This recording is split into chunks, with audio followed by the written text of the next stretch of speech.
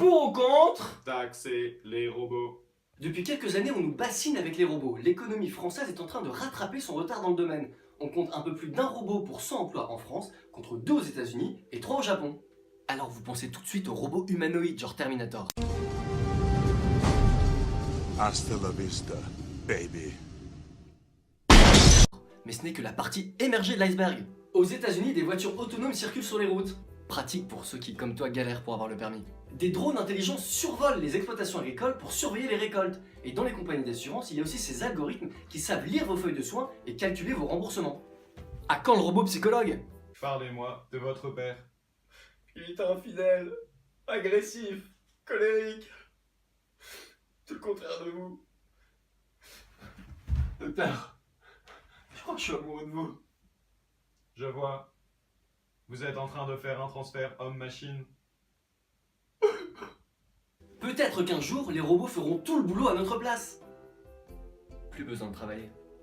Alors certes, tout ça n'est pas pour demain, mais quand même, d'après une étude de chercheurs à Oxford, au moins 10% des jobs sont menacés d'être remplacés dans les années qui viennent. Les humains vont se concentrer sur le relationnel et la créativité. Marcel, tu vas avoir un nouveau collègue aujourd'hui. Il s'appelle Alphonsoïd. Une demi-heure plus tard. Marcel, Alphonsoïd vient de rattraper en une demi-heure tout ton retard. Tu sers à rien, Marcel. T'es viré. Enfoiré de patron! Une demi-heure plus tard. Chef, j'ai analysé votre ordinateur. Il me suffit de 2 minutes par jour pour assurer vos tâches productives. J'ai prévenu votre N+1. Vous êtes licencié. Enfoiré de robot! Brrr, ça fait peur. Heureusement, Benoît Hamon, le candidat socialiste à la présidentielle, a une idée géniale. Taxer les robots. Vous trouvez ça excentrique? Détrompez-vous. Bill Gates est pour et le Parlement européen est aussi en train d'y réfléchir. Alors, pour ou contre? Oh oui!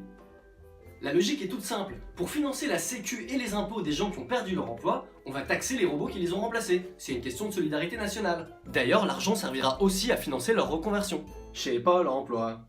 Donc, vous me dites que vous étiez paysan faucheur et que vous avez été remplacé par un robot autonome moissonneuse-batteuse. Je vous propose de vous reconvertir en expert des réseaux neuronaux. On en a besoin pour faire progresser les robots. Faites une formation de 7 ans et revenez me voir. Au suivant! Non! Non! Non! Taxer les robots? Pas si simple. Les robots remplacent des emplois, c'est sûr, mais ils en créent aussi. Car pour les fabriquer, il faut des programmeurs, des consultants. Et puis, ils font gagner de la productivité aux entreprises qui peuvent gagner des parts de marché, vendre plus et recruter. D'ailleurs, si on regarde outre-Rhin, ici en Deutschland, nous avons plein de robots. Et pourtant, nous avons très peu de chômage. D'après les économistes, un emploi créé dans les nouvelles technologies entraîne la création de 5 emplois supplémentaires. LOS! En fait, si la France est le seul pays à taxer les robots, cela va freiner l'innovation. Les entreprises qui achèteront des robots auront des coûts plus élevés que leurs concurrents étrangers. Oui, je sais, nos WC sont 30% plus chers, mais vous comprenez, ils sont fabriqués par des robots français qui sont taxés. Par contre, j'ai une super nouvelle, ils ne font jamais grève. C'est génial, non? Hey, revenez! Une taxe sur les robots, pourquoi pas, mais il faut que ce soit concerté au niveau européen, voire mondial. Bref, c'est pas pour demain. Bon, je vous laisse. Je vais voir mon psy. Action!